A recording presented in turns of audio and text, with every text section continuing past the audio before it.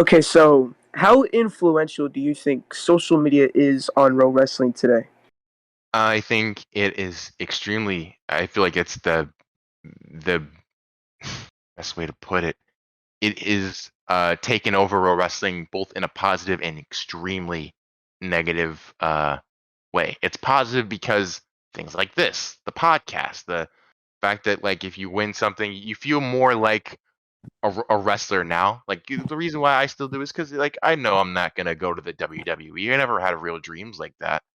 This is gonna be the closest I get to being a wrestler, and I'm okay with that. I have other stuff in dreams and plans I have to do in real life that I'm pursuing actively while doing this.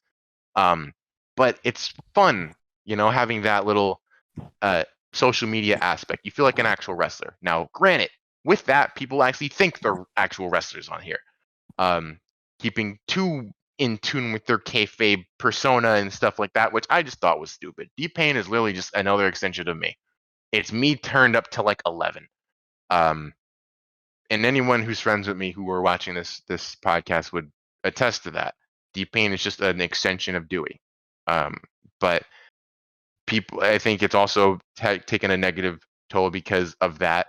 The main thing about wrestling is that the old phrase of any controversy is good controversy. So we see a lot of stuff now that is just obscene and ridiculous and just vile that people do to get a reaction.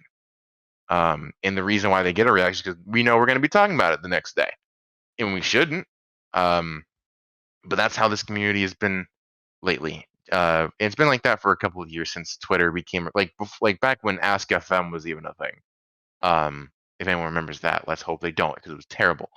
Uh, when that used to be a thing, people would kind of do the same thing, kind of harass in DMs and just to get a reaction, because either they didn't have the skill or the talent to do it in the ring where it mattered, or just to bother people because they just want them to get a reaction. They have attention on them all of a sudden. Um, and it just became more of every Raw wrestler, not every. Let me back that up. But a couple of Raw wrestlers are attention whores. They just want that buzz around them, even if it's bad. They're talking about me. Oh my goodness, they're talking about me on this podcast. Can you believe it? And it's all negative, but they don't care. They're getting seen.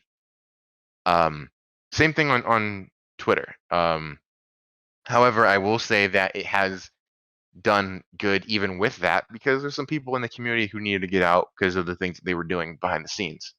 Um, Things that are just, and in some cases illegal, but just morally wrong, and just borderline, just like if it was in real life, it'd be a different story. That sort of thing. So in that case, Pro Wrestling has done some good in that aspect, but they take it sometimes too far. Like any social media thing, I think even if you're not a part of Pro Wrestling, if you're just in a community on Twitter or just on the internet, um, where you can post whatever you think at any time, you're gonna see a lot of bad stuff in general. If it's not here, it's gonna be Facebook. If it's not Facebook, it's gonna be like anything, you know. So it has some good and bad, but it's taken over Pro Wrestling is the best way I can put it. And it helps, but it also sucks. It depends on what side you're on at the time of it. Thanks for watching that video. And hey, if you like what you see, we've got tons of content right here on the Roblania Network. We hope you like, comment, and subscribe.